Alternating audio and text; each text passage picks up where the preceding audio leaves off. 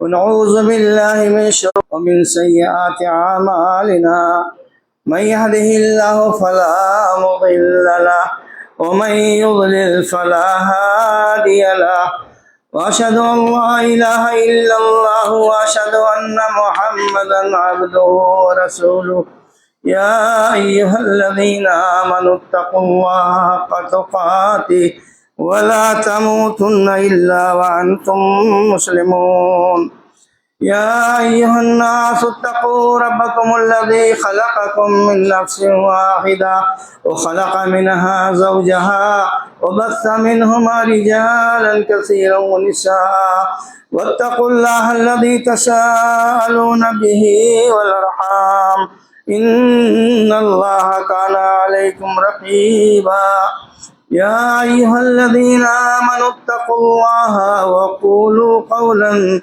سديدا يصلح لكم أعمالكم ويغفر لكم ذنوبكم ومن يطع الله ورسوله فقد فاز فوزا عظيما أما بعد فإن خير الحديث كتاب الله وخير الهدي هدي محمد صلى الله عليه وسلم وشر الأمور محدثاتها وكل محدثة بدعة وكل بدعة ضلالة وكل ضلالة في النار.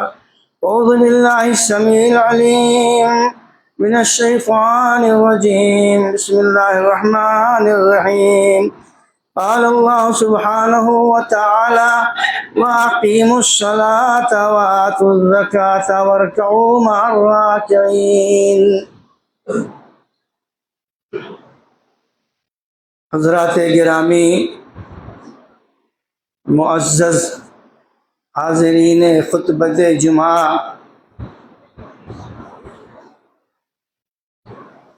اللہ رب العالمین نے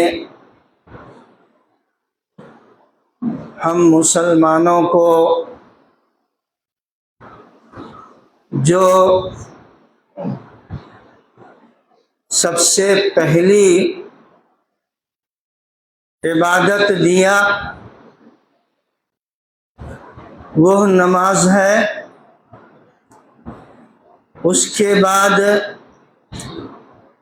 دوسری عبادت عطا کیا، اس کا نام زکوٰۃ ہے، اور تیسری عبادت عطا کیا، اس کا نام رمضان کے مہینے کا روزہ رکھنا ہے۔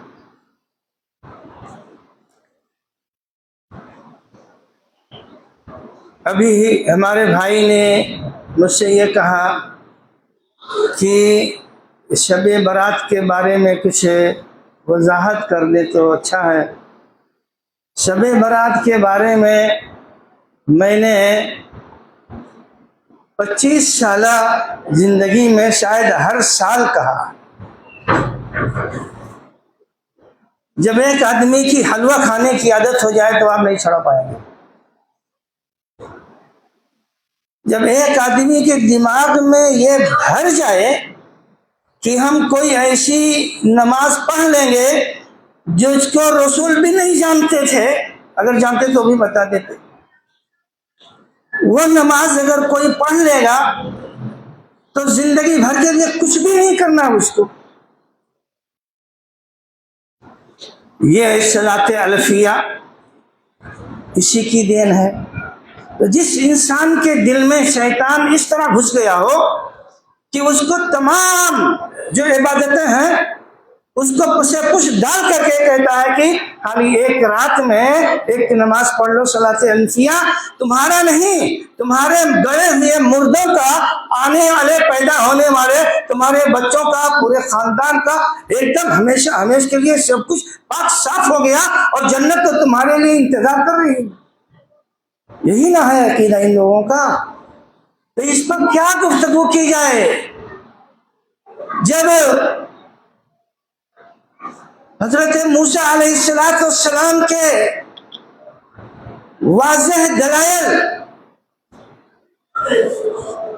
اس کے دماغ میں نہیں آ رہے تھے،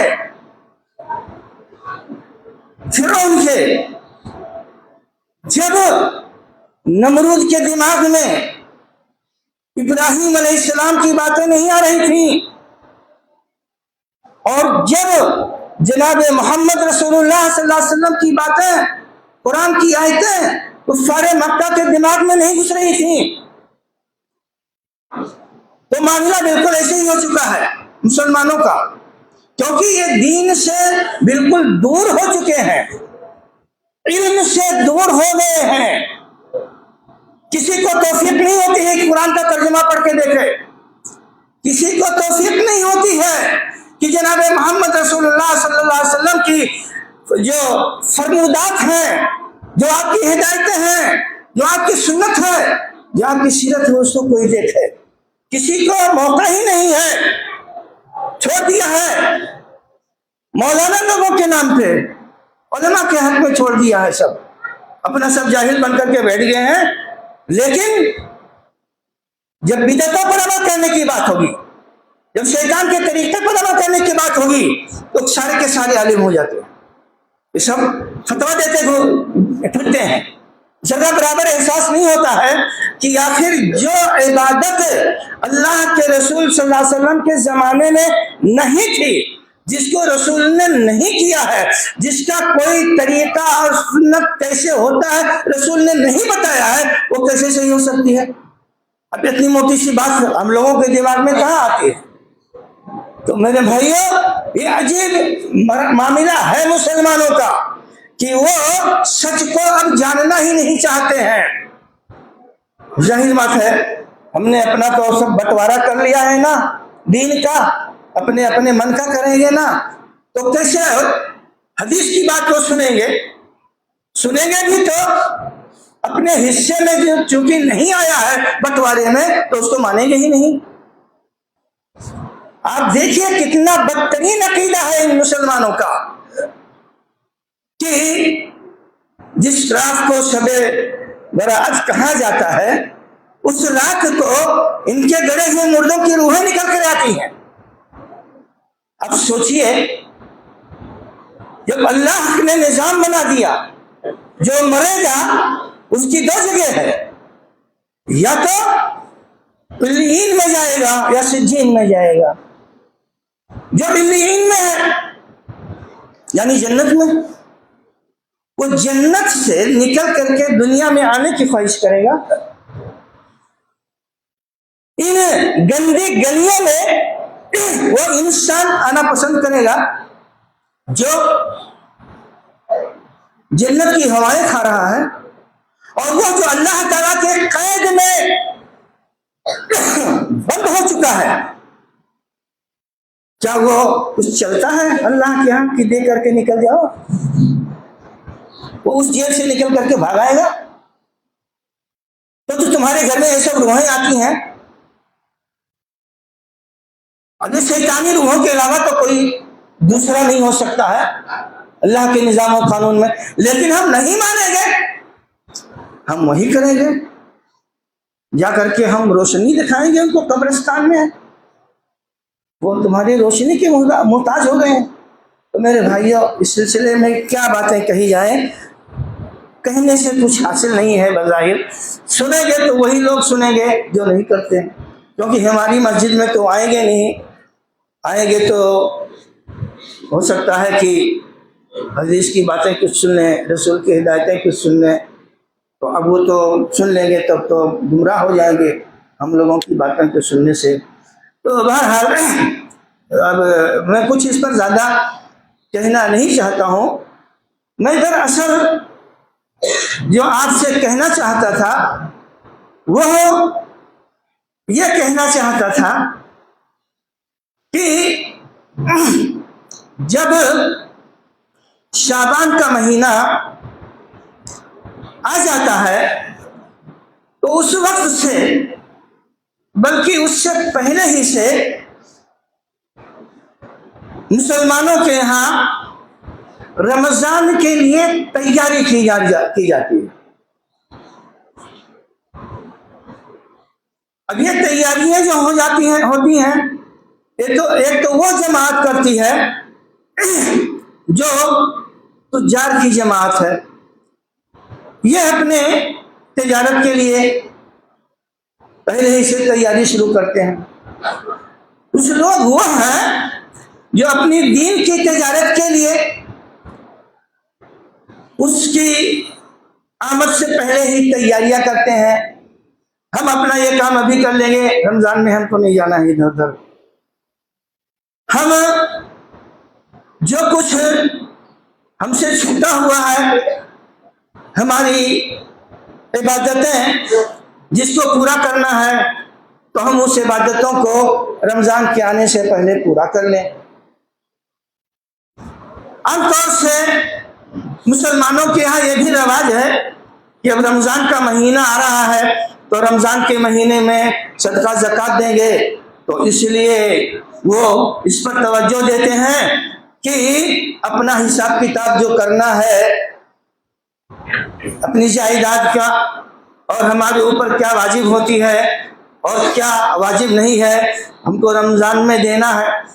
تو اس رمضان کی تیاری میں وہ سمجھیے کہ جو سب سے اہم عبادت ہے نماز کے بعد، جس کو زکوٰۃ کہا جاتا ہے، وہ اس کے ساتھ جوڑ لیتے ہیں۔ چلو کسی بھی طرح تو ایسے مسلمان ہیں، اس طرح سے تینوں عبادتیں جو جھوٹی ہوئی ہیں، نماز، زکوٰۃ اور روزہ، وہ ان تینوں میں کسی نہ کسی طرح سے اپنا حق اور اپنا حصہ لگانے کی کوشش کرتے ہیں۔ یقیناً یہ بھی بڑی سعادت مندی کی بات ہے۔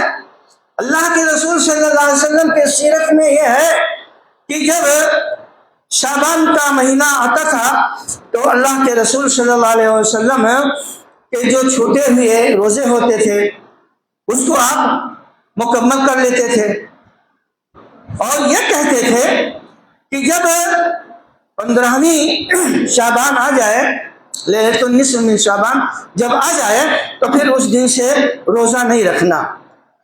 کیوں روزہ نہیں رکھنا؟ اگر روزہ رکھتے جاؤ گے وہاں تک تو پہلے ہی سے کمزور ہو جاؤ گے، لہذا رمضان کے روزے کی تیاری کرتے ہوئے 15 شعبان سے روزہ مت رکھنا۔ اب اللہ کے رسول نے اپنا کیا کیا ہے وہ الگ بات ہے، لیکن ہم کو اور آپ کو یہ ہدایت دیا ہے۔ تو اب معلوم یہ ہوا کہ یہ جو تیاریاں ہیں، ان تیاریوں میں سے جو دوسرا نمبر جس عبادت کا ہے تو اس پر بھی کام ہوتا ہے، لیکن عمومی طور سے مسلمانوں کے ہاں نہ تو زکوٰۃ کے مسائل جاننے کی کوشش کی جاتی ہے اور نہ اس پر عمل کرنے کی کوشش کی جاتی ہے۔ لہذا اللہ کے رسول صلی اللہ علیہ وسلم نے جو ہدایتیں اللہ سے لے کر کے ہم تک اور آپ تک پہنچایا ہے، ان ہدایتوں میں سے کچھ ہدایتوں کا ذکر کرنا چاہتا تھا تاکہ آپ کو معلوم ہو جائے کہ یہ زکوٰۃ بہت اہم عبادت ہے۔ اللہ رب العالمین نے جب نماز نازل ہوئی مکی زندگی میں، تو اس کے کچھ دنوں کے بعد جب آپ مدینہ ہجرت کر کے آئے، تب وہاں دوسرا سال چل رہا تھا ہجرت کا، اس وقت اللہ تعالیٰ نے اس عبادت کو اپنے بندوں کے اوپر فرض کیا، شعبان سن 2 ہجری میں، اور پھر اسی کے چند دنوں کے بعد رمضان کے داخل ہونے سے پہلے رمضان کے روزوں کو اللہ تعالیٰ نے فرض کیا۔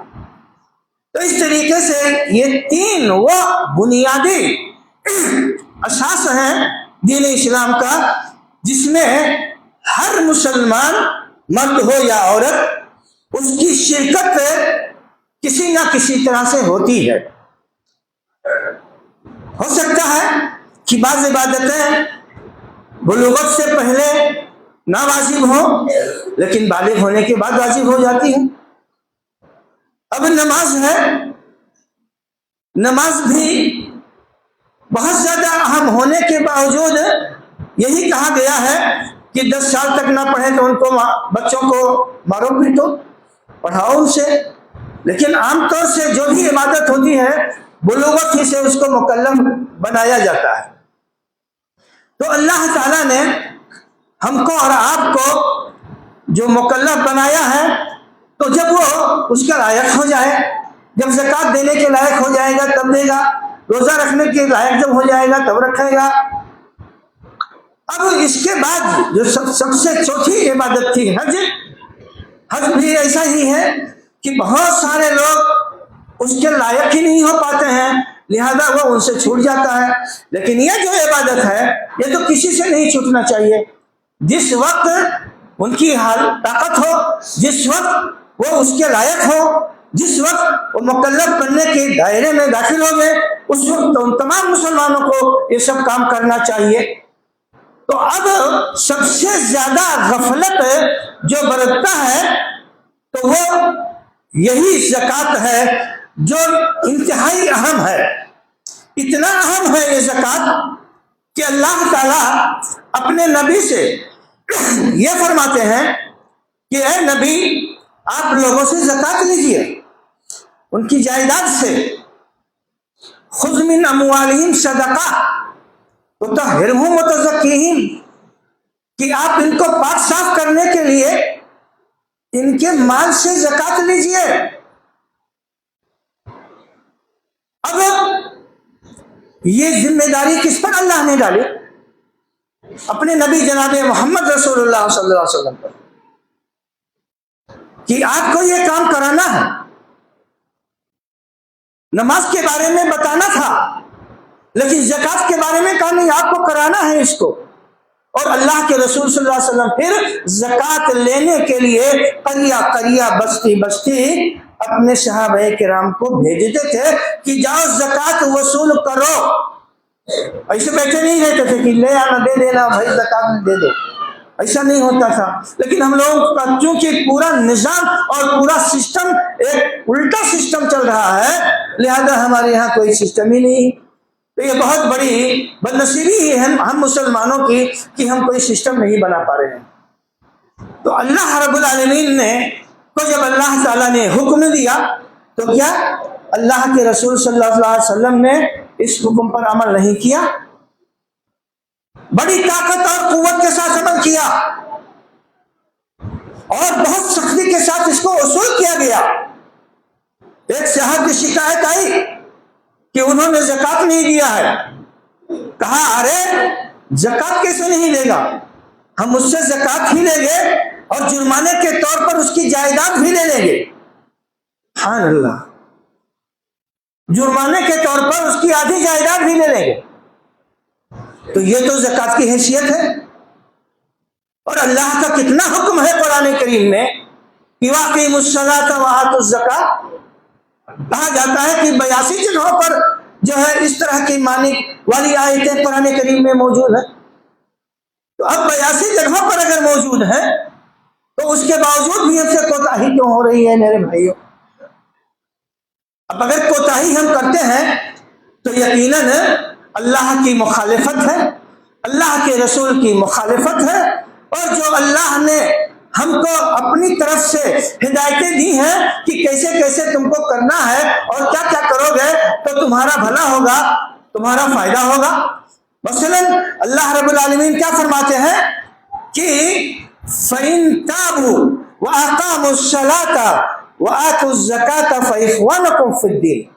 کہ مسلمانوں تم ایک قاعدہ یہ سمجھ لو کہ اگر کوئی آدمی کفر و شرک سے توبہ کر لے، زکوٰۃ نہ دینے سے توبہ کر لے، نماز چھوڑنے سے توبہ کر لے، تب ایسی صورت میں یہ سمجھ لو کہ وہ تمہارا بھائی ہے. تمہارا بھائی یعنی تمہارا دینی بھائی. تب سمجھنا کہ وہ تمہارا بھائی ہے. اور اگر ایسا نہیں ہے تو وہ تمہارا بھائی نہیں ہے. یعنی جو زکوٰۃ نہیں دیتا ہے، جو نماز نہیں پڑھتا ہے، اس کو اپنا دین اپنا بھائی کیوں مانتے ہو؟ وہ تمہارا دینی بھائی نہیں ہے۔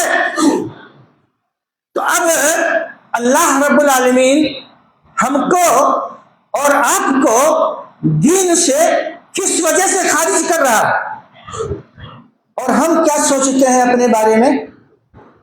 کسی مسلمان کو اگر کہہ دو کافر، تو دیکھو کیا ہوتا ہے۔ تو ہم لوگ تو اپنے آپ کو ہر ایک سچا اور پکا مسلمان سمجھتا ہے، اور اللہ رب العالمین کیا فرماتے ہیں کہ الذین یبخلون ویأمرون الناس بالبخل ویکتمون ما آتاہم اللہ من فضلہ واعتدنا للکافرین عذابا مہینا، کہ وہ لوگ جو بخیلی کرتے ہیں، کیا کرتے ہیں؟ بخیلی کرتے ہیں، اور لوگوں کو بخیلی کا حکم دیتے ہیں۔ ایسی پارٹیاں بنائے رہتے ہیں کہ نہیں دیں گے، کیا کرے گا کوئی؟ تو بخیلی کرتے ہیں، اور یعنی اللہ کا جو حکم ہے اس حکم کے مطابق جو اللہ نے ان کو دولت دیا ہے، جو مال دیا ہے، تو اس میں سے اللہ کا جو حکم ہے وہ اس کو نکالتے نہیں ہیں۔ وَيَكْتُمُونَ مَا آتَاهُمُ اللَّهُ مِنْ فَضْلِهِ، جو کچھ ہم نے ان کو دیا ہے جائیداد، اس کو چھپا کے رکھتے ہیں، لوگوں کو پتہ نہ چل جائے کہ لوگ کہیں بھائی آپ کے پاس تو اتنی جائیداد ہے تو اس میں زکوٰۃ دینا چاہیے، تو یہ کہنے والا نعرہ ہے، تو چھپانے کی کوشش کرتے ہیں، چوری کرنے کی کوشش کرتے ہیں اللہ سے۔ آگے والا جملہ کیا فرمایا اللہ نے؟ آگے فرمایا وَاعْتَدْنَا لِلْكَافِرِينَ عَذَابًا مُهِينًا۔ تو یاد رکھو ایسے لوگ اللہ کی نگاہ میں، اللہ کے فیصلے میں کیا آ رہے ہیں؟ کافر۔ یہ کافر لوگ ہیں، اور یہ کافر لوگ ایسے ہیں جن کو اللہ کی ہدایتوں پر عمل نہ کرنے کی وجہ سے کیا دیا جائے گا؟ عذاب مہینہ، نہایت ہی ذلت والا عذاب دے گا اللہ تعالیٰ، نہایت سخت عذاب دے گا ایسے لوگوں کو۔ وَيْلٌ لِّلْمُشْرِكِينَ الَّذِينَ لَا يُؤْتُونَ الزَّكَاةَ، زکوٰۃ فرض ہے مسلمان پر۔ اللہ کیا فرماتے ہیں؟ جہنم ہے، تباہی اور بربادی کے گڈھے ہیں ان لوگوں پہ جو زکوٰۃ نہیں دیتے ہیں۔ کیا فرمایا کہ وَيْلٌ لِّلْمُشْرِكِينَ، ان مشرکوں کے لیے جہنم کے گڈھے ہیں جو زکوٰۃ نہیں دیا کرتے ہیں۔ اب یہ کون سے مشرکین ہیں؟ وہ کفار اور مشرکین جو ہمیشہ شرک کرتے ہیں، جنہوں نے رسول کی نہیں مانی، وہ یا ان لوگوں سے مخاطب ہے اللہ تعالیٰ جو اپنے آپ کو مسلمان کہتے ہیں، اللہ ان کو مشرک کہتا۔ اور اللہ رب العالمین کیا فرماتے ہیں؟ اللہ کے نبی صلی اللہ علیہ وسلم نے جو نظام بنایا، اس نظام کے تعلق سے رسول اللہ صلی اللہ علیہ وسلم کی وفات کے بعد بہت بڑا مسئلہ پیدا ہو گیا، جس کی وجہ سے بہت بڑی تعداد مسلمانوں کی، تقریباً سمجھے کہ 90% لوگ مسلمانوں کے زکوٰۃ دینے کے منکر ہو گئے، اور کہا زکوٰۃ تو یہ رسول کے زمانے کی بات تھی۔ تب حضرت ابوبکر صدیق رضی اللہ تعالیٰ عنہ کا دور تھا، انہی کے ابتدائی دور ہی کی بات ہے کہ یہ بہت بڑا فتنہ شروع ہوا۔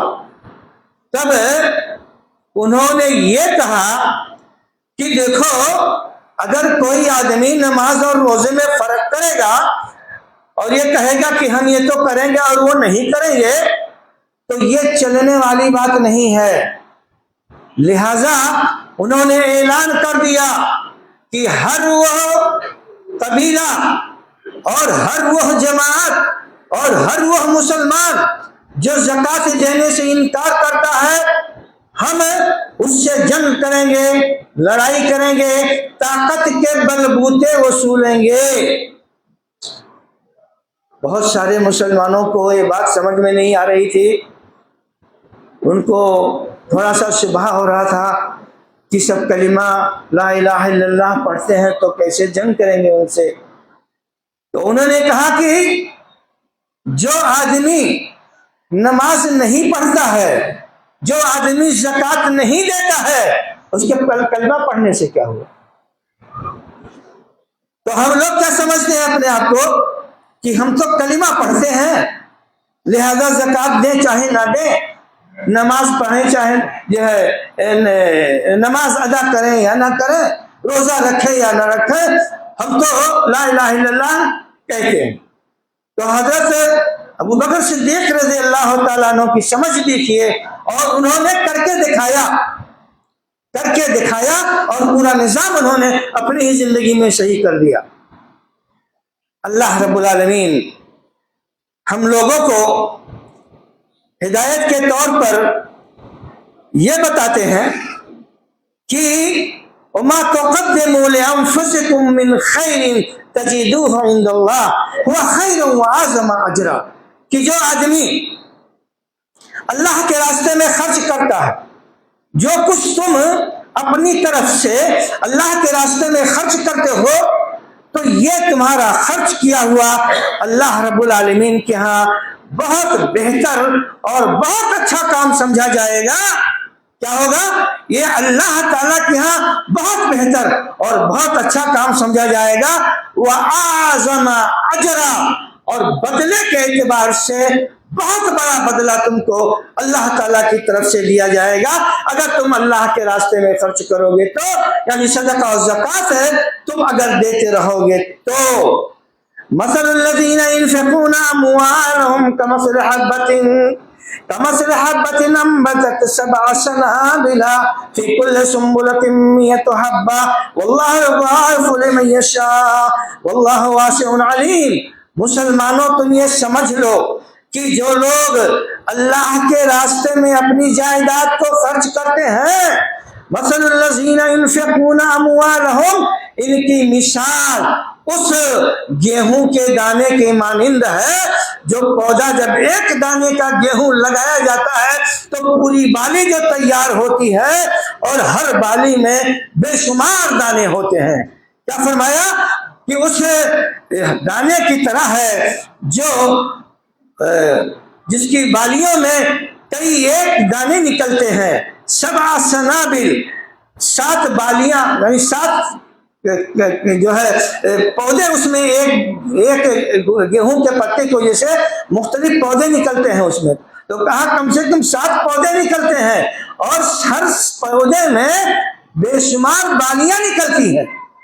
تو جیسے ایک دانہ آپ نے ڈالا تو اس میں کہ کتنا تیار ہوا، چلو فرض کرو کہ چلو مان لیا 100 گرام تیار ہوا ایک گیہوں کی وجہ سے، تو کتنے گیہوں آپ نے ڈالا تو اس طرح سے کتنا ہو گیا؟ تو اللہ رب العالمین فرماتے ہیں کہ اسی طریقے سے جو تم اللہ کے راستے میں خرچ کرتے ہو تو سمجھ لو کہ ہر بالی میں اللہ تعالیٰ ہر دانے میں 100 دانے پیدا کر دے گا، ہر دانے میں 100 دانے پیدا کر دے گا، اور اس کے علاوہ جس کو چاہے گا اللہ تعالیٰ اور زیادہ دے دے گا۔ کسی کی کھیتی بہت اچھی ہو جائے گی، بے شمار پیداوار ہو جائے گی، کسی کی کم ہو جائے گی، جیسے جس کی نیت ویسے اس کی برکت۔ تو اللہ تعالیٰ جس کو جتنا چاہے دے گا، یعنی جو کچھ تم اللہ کے راستے میں خرچ کرو گے تو اللہ تعالیٰ اس کو بے حساب بدلہ دے گا۔ یہ رب العالمین کا اس آیت میں ہم لوگوں کو پیغام ملا ہے۔ اب کون ہے جو ان پیغامات پر اللہ کے عمل کرتے ہیں اور کون ہے جو ان کی مخالفت کرتے ہیں؟ ویسے اللہ رب العالمین نے تو یہ فرمایا ہے کہ جو لوگ اللہ کے راستے میں خرچ نہیں کرتے ہیں اور یہ سمجھتے ہیں کہ ان کا کچھ ہونے والا نہیں ہے، تو سمجھیے کہ یہ بہت بڑے دھوکے میں ہے۔ لا يحسبن الذين يبخلون بما آتاهم الله من فضله هو خير لهم، یہ مت سمجھنا کہ ان کے لیے کوئی اچھا کام ہے، بل هو شر لهم، ان کے لیے بہت برا نتیجہ ہوگا۔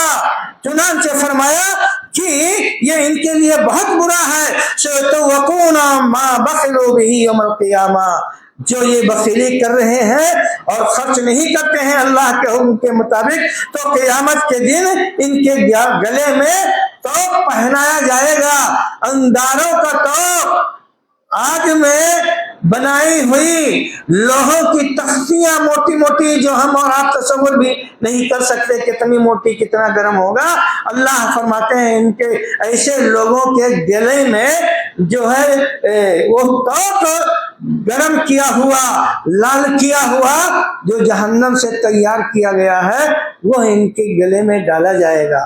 اور بے شمار روایتیں جناب محمد رسول اللہ صلی اللہ علیہ وسلم نے اس سلسلے میں ہم کو بتائی ہیں، ہدایت کے طور پر بھی بتائی ہیں، فضیلت کے طور پر بھی بتائی ہیں، اور نہ کرنے پر کیا ہوگا اس کے نقصان کے طور پر بھی بتائی ہیں۔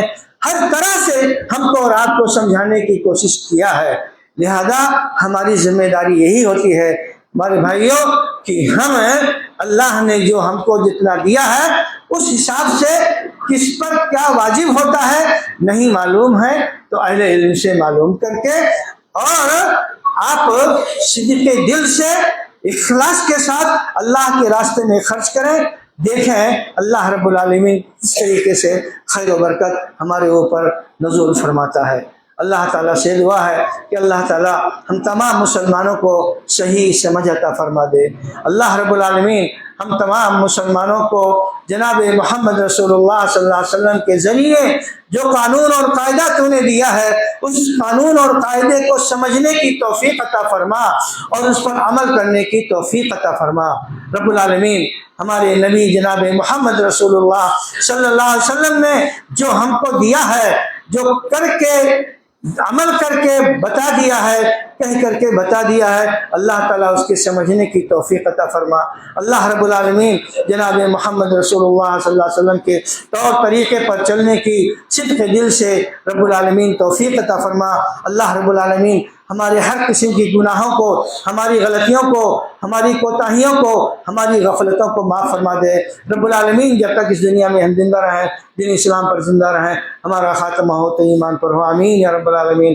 اقول قولی ھذا واستغفر اللہ لی ولکم ولسائر المسلمین من کل ذنب فاستغفروہ انہ ھو الغفور الرحیم۔